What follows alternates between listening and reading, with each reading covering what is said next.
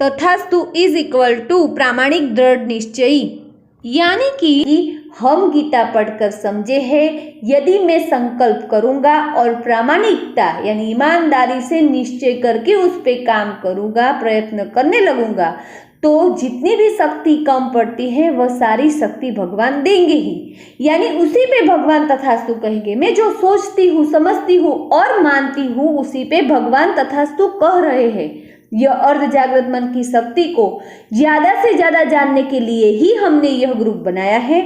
हमारे ग्रुप में हमने जो प्रामाणिकता की व्याख्या बनाई है वह है कि खुद को प्यार करने की शुरुआत करना, यानी नियमित कसरत, प्राणायाम और श्रेष्ठ पठन करना। और गीता जी जो भगवान ने खुद कही है, उससे अच्छा श्रेष्ठ पठन कौन सा हो सकता है। इसलिए हम नियमित गीता पढ़ते हैं और दूसरों को भी पढ़ने के लिए कहते हैं। अर्ध जागृत मन की शक्ति बढ़ाने के लिए हम जो पढ़ रहे हैं वर्कशॉप में, उसमें कल हमने अपना ध्येय निश्चित किया। आखिर मुझे चाहिए क्या, उसका जवाब हमने लिख दिया है। अभी भी नहीं लिखा है तो अपने प्रति प्रामाणिकता रखिए। यदि हमें जीवन में खुशी चाहिए तो उस पे मेहनत करनी पड़ेगी। मेहनत तो हमें ही करनी पड़ेगी, वो बात को समझना है और फिर जीवन में लाना है। यदि हम एक्सरसाइज नहीं करेंगे तो इस वर्कशॉप का कुछ भी मीनिंग नहीं है। मैं बार बार बोलती हूँ, इसीलिए बोलती हूँ कि इसका कोई मीनिंग नहीं रहेगा। बड़ी सोच रखें, याद रखें, यदि आप किसी चीज की कामना के प्रति अदम्य दृढ़ इच्छा रखते हैं, उस पर विश्वास करते हैं और उस पर अमल करते हैं, जो यही बात आई कि अमल करना है, तो आकर्षण का रहस्य आपके लिए काम करता है।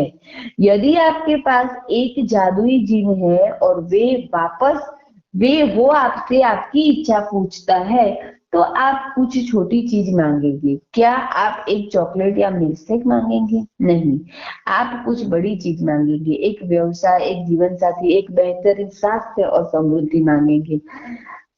तो हमें सोचना है कि हमें भगवान प्रसन्न होकर बोले, बोलो बेटा, बोलो वत्स, तुम्हें क्या चाहिए, तो हमें जवाब हमारा तैयार होना चाहिए। हमारा ध्येय निश्चित हो, हमें क्या चाहिए, आखिर मुझे चाहिए क्या, उसका जवाब हमारे पास होगा तो हम भगवान से मांग पाएंगे। नहीं तो हो जाता है ना, भगवान मुझे सोना है, भगवान मुझे बहुत पैसे चाहिए, मुझे कोई मार नहीं पाए, सुखी जीवन जीना, ऐसा तो याद ही नहीं आता है। तो कहते हैं ना, मांगने में भी बुद्धि चाहिए। जो बुद्धि होगी तो अच्छे से मांग पाएगा। ऐसे तो मांगना नहीं है, हक से लेना है, अपने कर्तृत्व का लेना है, अपनी मेहनत का लेना है। हमें कोई चीज मुफ्त में नहीं चाहिए, क्योंकि हम गीता पढ़ रहे हैं। भगवान के दर्शन यदि कोई बोले गीता पढ़ते हैं, तो हमारे में इतना पावर होना चाहिए कि कोई हमें ऐसा बोलेगा कि मैं आपको भगवान का साक्षात्कार करवाऊंगा, तो आपका जवाब तैयार होना चाहिए कि भाई आप मुझे भगवान का साक्षात्कार कराए, ऐसा मुझे नहीं चाहिए। यदि मेरी लायकात होगी तो भगवान मुझे साक्षात्कार दर्शन देगी। ऐसा मुझे मेरे हक का लेना है, मुफ्त का नहीं लेना है। क्योंकि देखो, पूरी गीता, पूरा महाभारत इसीलिए हुआ था कि बिना हक का चाहिए। दुर्योधन का हक नहीं था, लेकिन उसको राज्य चाहिए था। और पांडवों का हक था, लेकिन उनको वो नहीं दे रहा था। तो पांडव तो ऐसा बोल रहे थे, हम तो जंगल में जाके चले जाते हैं, भगवान जंगल में रह लेंगे, क्या है, हम तो जंगल में ही बड़े हुए हैं, इस एक पृथ्वी के टुकड़े के लिए, एक राज्य के लिए अपने भाइयों को क्या मारना। लेकिन भगवान बोले कि हक है तो करना है, अन्याय सहन नहीं करना है। उसी लिए पूरा महाभारत हुआ, भगवान ने पूरी गीता सुनाई है। तो ये सब हमारे जीवन में होना चाहिए कि मुझे मेरे हक का ही लेना है, मेहनत करके ही लेना है। और आगे इन्होंने बोला ना कि आपका जादुई जिन को याद रखिए कि जादुई जिन प्रसन्न हो। जो जादुई जिन आपको बोल रहा है कि बोलो मेरे आका, आपको क्या चाहिए, क्या चाहिए वो तो निश्चित होना चाहिए, तो उस पे हमें काम करना है। उन्होंने स्पष्ट बोला है कि अमल नहीं करेंगे तो इसका रिजल्ट नहीं मिलेगा। आकर्षण का रहस्य एक जिन की तरह ही है। छोटी छोटी चीजों के लिए समय बर्बाद मत करे। अब बड़े विचार क्यों करना चाहिए। दुनिया में बहुत ऐसा है जिसमें सुधार की आवश्यकता है। आप बहुत कुछ बांट सकते हैं, परंतु यह सब एक सामान्य इंसान बनकर नहीं कर सकते। सिल्वा मेथड के स्थापक जॉस सिल्वा कई वर्षों तक आकर्षण का रहस्य पर संशोधन कर एक तथ्य पर तक पहुंचे थे, और वो है आकर्षण का रहस्य काम करता है।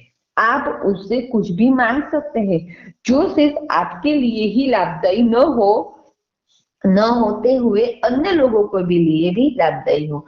यानी जो भारतीय संस्कृति है, तो हमारा जो ऋषि मुनि ने दिया हुआ श्लोक है, सर्वे सुखिनः सन्तु सर्वे सन्तु निरामया सर्वे भद्राणि पश्यन्ति मा कश्चित् दुःखमाप्नुयात्। हर तरफ सुख और हर किसी के लिए दुआ मांगना है, सर्वत्र सुखी बनी खुशी बनी रहे उसके लिए मांगना है।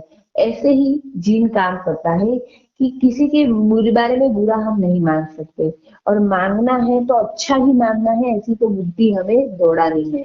क्या मांगना है?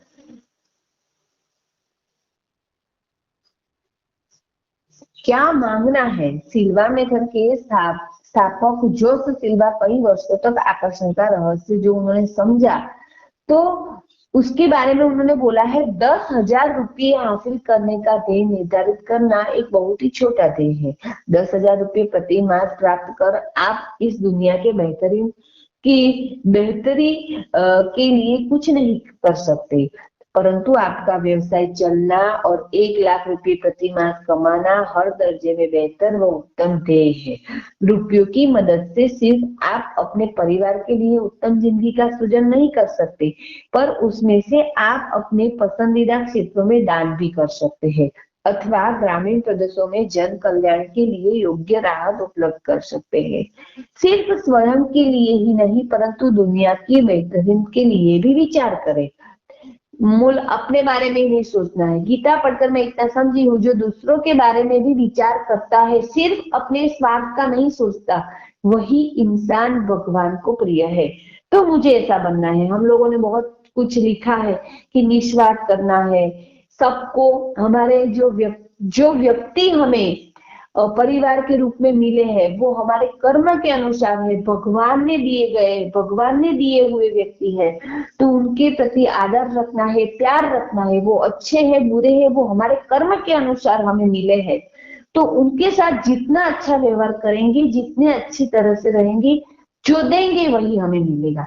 वो हम गीता पढ़ के आज तक समझे हैं, वो ही यहाँ बता रहे हैं। और विश्व की शांति के लिए पांडुरंग शास्त्री आठवले जी ने स्वाध्याय कार्य में रोज रात को 8:30 बजे कुटुंब प्रार्थना दी है। वो कुटुंब प्रार्थना में पूरे परिवार के सदस्य मिलते हैं, और जो वैश्विक प्रार्थना जो नेशनल एथेम्स है, तो उसको नेशनल प्रेयर है, जो वैदिक प्रार्थना, ओम अब्रह्मण ब्राह्मणो ब्रह्म वर्चसी जायताम अस्मिन् राष्ट्रे राजन्य निसर्ग सुरो महारथो जायताम। तो जो ऐसी पूरी प्रार्थना है, जैसे इस देश में सारी अच्छी अच्छी वीरांगनाएं, अच्छे वीर पुरुष, अच्छे घोड़े, अच्छे हाथी उत्पन्न हो, अच्छे ब्राह्मण उत्पन्न हो। तो अच्छे ब्राह्मण उत्पन्न होंगे तो क्या होगा? तो वो अच्छी बातें सबको सिखाएंगे। ब्राह्मण क्या थे? तो ब्राह्मण हमारे अंदर संस्कार करने वाले, हर गांव में बोलते हैं ना कि वो हमारा गौरव है। तो जो हर किसी के खुद के ब्राह्मण होते थे, क्यों होते थे? तो वो उनसे स्वाध्याय से जुड़े थे, अच्छी अच्छी बातें वो सबको बताते थे। उसी तरह का हमें बेहतरीन के बारे में सोचना है। आप किस तरह कह सकते हैं कि आपका ध्येय बड़ा है? तो इसके जवाब में एक वाक्य कहना चाहूंगा, बेहतर ध्येय आपको नहिवत पीड़ा व अत्यधिक आनंद दे सकता है। अत्यधिक आनंद, देखो आप किसी को कुछ देते हो, किसी के चेहरे पर खुशी दे सकते हो ना, तो उससे अच्छा हमें और कुछ नहीं मिलता है। और जो हमें देना है, मैं ऐसा सोचती हूँ, विचार व्यक्ति को खड़ा कर सकता है, विचार व्यक्ति को मार सकता है। जैसे कोई पड़ोसी है, वो बोलते हैं ना, कोई लोग पर पीड़न वृत्ति वाले होते हैं कि किसी को दुख होना चाहिए, कोई मुझसे आगे नहीं जाना चाहिए, मेरे हाथ नीचे हर कोई रहना चाहिए, मेरे से पीछे रहना चाहिए। तो वो लोग क्या करते हैं? भले अच्छी बातें अच्छी तरह से व्यवहार करते हैं, लेकिन उनकी बातें आपके मन को संकुचित करती है, दुखी करती है। ये जैसे कोई ऐसे बोलेगा, अरे यार मेरे पति तो ये है, तुम्हारे पति ऐसा कैसे कह सकते हैं? ऐसा नहीं चला लेना चाहिए उनके साथ, वो तुम्हारे साथ गलत व्यवहार कर रहे हैं। यदि ऐसे सुनेगी तो वो लड़की आज तक अच्छे से जी रही थी, वो जो भी पति मिला था उसके साथ खुश थी, ज्यादा फरियाद नहीं थी, वो उसमें ढल गई थी। तो ऐसा नहीं है कि बुरा सहन करना है, किसी का दुर्व्यवहार सहन करना है, लेकिन उसको अच्छा पाने के लिए अच्छी सोच देनी है, चलाने, ऐसे बस ऐसे झगड़ा करने का ऐसा नहीं, तो फिर उसका मन टूट जाता है, फिर वो दुखी होती है, फिर उसका व्यवहार भी बदल जाता है। लेकिन इसके उसके अलावा उन्होंने ऐसा बोला होता कि जो पति मिला है वो हमारे कर्म के अनुसार है, उसको प्यार दीजिए, प्यार दोगे तो प्यार मिलेगा। कब तक वो लेते रहेंगे? चलो ऐसा होगा कि पिछले जन्म में हमने उनका अपमान किया है तो वो भी अपना अपमान करते हैं, लेकिन जब प्यार देना शुरू कर रहे हैं तो तब कोई तो ऐसा समय होगा जब वो भी हमें प्यार देंगे। ऐसी सोच आज तक कोई नहीं देता है। गीता पढ़ के हम लोग समझे हैं कि हमें जो लोग मिले हैं उनसे प्यार करना है, तो बेहतरीन सोचना है। बेहतरीन क्या होता है? तो सबका जिसमें भला हो उसे बेहतरीन बोलते हैं। यह सरल वाक्य कुछ महत्वपूर्ण प्रकार का उपसंहार है।